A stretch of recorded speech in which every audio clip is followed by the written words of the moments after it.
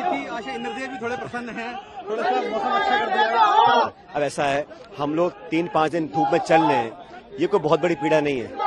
आप उस नौजवान की पीड़ा को समझो जो 1.5-2 साल मेहनत करे, जिसके माँ बाप उसकी कोचिंग ट्यूशन के लिए पैसा इकट्ठा करें, किताब खरीदें, किराए के हॉस्टल में वो रहे, खाना पीना खर्च करे, 2 साल तैयारी के बाद वो पेपर लिखने जाए, पेपर लीक हो जाए और कैंसिल हो जाए, तो वो बेचारा बच्चा है, बच्ची ओवरेज हो जाए, उनके घर वालों पे क्या बीतती होगी। और जो पेपर लीक होता है ये करप्शन की वजह से लीक होता है ना। अगर किसी पास पैसा है हो सकता है वो पेपर खरीद ले, लेकिन ये पूरी व्यवस्था को बदलना चाहिए। मूल चूक परिवर्तन जब तक हम नहीं करेंगे, इस पूरे इंस्टीट्यूशन को जो ये कार्टेल बना हुआ है उस पर प्रहार करना पड़ेगा ना, ताकि लोगों को विश्वास रहे कि हम अगर पेपर लिख रहे हैं, दे रहे हैं, इंटरव्यू दे रहे हैं तो हम एक ट्रांसपेरेंट तरीके से दे रहे हैं। और विश्वसनीयता, क्रेडिबिलिटी और आस्था सिस्टम में बनी रहे नौजवानों की, ये बहुत इंपॉर्टेंट है। और ये करप्शन जो है, ये मैं तो बहुत पहले से कहता आया हूँ, खासकर पिछली गवर्नमेंट ने जो करप्शन इश्यूज हमने टेकअप किए थे उस पर हम प्रभावी कार्रवाई नहीं कर पाए, इसलिए उस पर कार्रवाई करने का समय आ गया है। सचिन, आपने करप्शन की बात की है, करप्शन के मुद्दे पर कांग्रेस कर्नाटक में इतने भारी बहुमत से आई है, यही मुद्दा आप यहाँ उठा रहे हैं। क्या लगता है कि करप्शन वाकई एक बड़ा एक ऐसा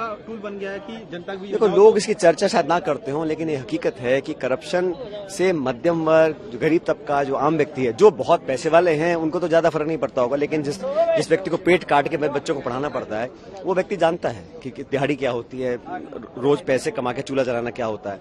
तो उन लोगों को करप्शन सबसे ज्यादा प्रभावित उनको करती है, इम्पैक्ट करती है। और कर्नाटक में हमने जो आरोप लगाया था बीजेपी सरकार के ऊपर, 40% कमीशन सरकार, भ्रष्ट सरकार, वो आरोप कहीं ना कहीं सच लोगों ने माना, इसलिए कांग्रेस को भारी बहुमत दिया है। तो हमको जो विश्वास जनता का प्राप्त हुआ है वो हमारे जो करप्शन के एलिगेशंस थे और हमारी 5 गारंटीज थी उसको देखकर जनता ने दिया। अब हम जब सरकार बना रहे हैं तो हम लोगों को तो कार्रवाई करनी पड़ेगी ना। बोम्बई सरकार के जो करप्शन इश्यूज थे उनको टेकअप करेंगे। ठीक वही मांग मैं राजस्थान में तो कर रहा हूँ, पिछले 4 साल से कर रहा हूँ। किसी कारणवश वो हम लोग उस पर कार्रवाई नहीं कर पाए हैं, उसके क्या कारण है मैं नहीं जानता हूं, लेकिन मैंने मेरी तरफ से, कुछ लोग कहेंगे कि आपने एकदम से क्यों किया, मैं 1.5 साल से आग्रह कर रहा हूं, चिट्ठी लिख रहा हूं, निवेदन कर रहा हूं, अनशन मैंने कर लिया, सारी मैंने पूरी कोशिश कर ली और अब मैं अब यात्रा निकाल रहा हूं। भाई, पब्लिक की आवाज सबको सुननी पड़ती है, तो इसलिए जन समर्थन हमको मिल रहा है क्योंकि हमारे इश्यूज इंपॉर्टेंट है। लेकिन आखिरी सवाल है कि कांग्रेस जीत कर आई है, वहाँ उन्होंने ये कहा है कि वहाँ कांग्रेस एकजुट थी और तमाम जो नेता थे वहाँ पर भी इंटरफेयर काफी थे, लेकिन सबको कांग्रेस ने एकजुट किया।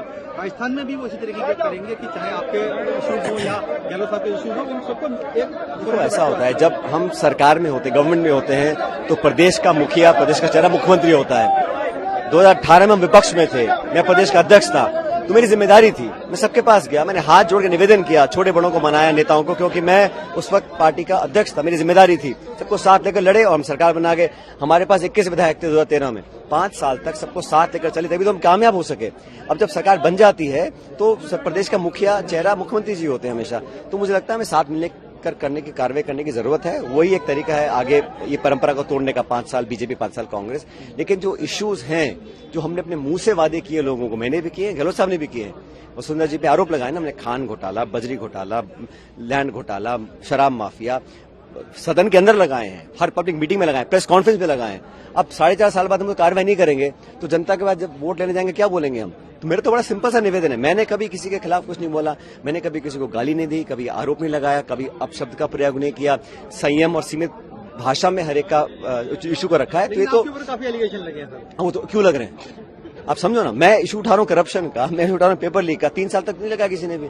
तो एलिगेशन लगाना बड़ा आसान बात है ना। तो मैं एलिगेशन लगा सकता हूँ आपके ऊपर, आप 5,000 करोड़ रुपए खा गए, उसका तो कोई तर्क नहीं है। एलिगेशन लगाने में कोई खर्च किसी का होता नहीं है, लेकिन एलिगेशन लोग देखते हैं आपके एक्शंस क्या हैं, बात लेकर चले, तभी तो हम कामयाब हो सके। अब जब सरकार बन जाती है तो प्रदेश का मुखिया चेहरा मुख्यमंत्री जी होते हैं हमेशा, तो मुझे लगता है हमें साथ मिलने करने की कार्रवाई करने की जरूरत है। वही एक तरीका है आगे ये परंपरा को तोड़ने का, 5 साल बीजेपी, 5 साल कांग्रेस।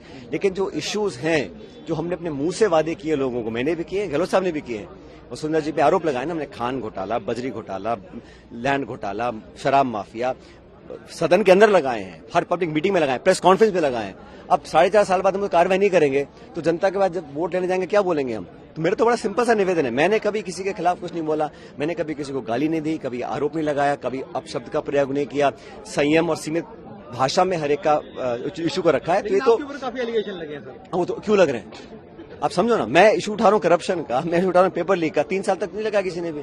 तो एलिगेशन लगाना बड़ा आसान बात है ना। तो मैं एलिगेशन लगा सकता हूँ आपके ऊपर, आप 5,000 करोड़ रुपए खा गए, उसका तो कोई तर्क नहीं है। एलिगेशन लगाने में कोई खर्च किसी का होता नहीं है, लेकिन एलिगेशन लोग देखते हैं आपके एक्शंस क्या हैं। और 25 साल से इस प्रदेश में जो हो रहा है हम सब देख रहे हैं, 5 साल बीजेपी, 5 साल कांग्रेस, ऐसा क्यों?